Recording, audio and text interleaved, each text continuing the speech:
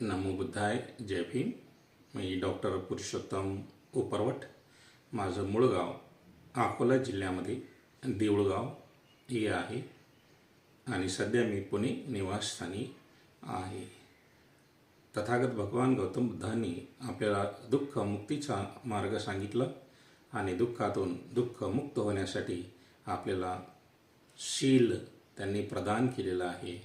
आणि त्या शीलापैकी तिसरं शील आहे कामेषु मिच्छाचारा वीरमणी सिक्खापदं समादियामि.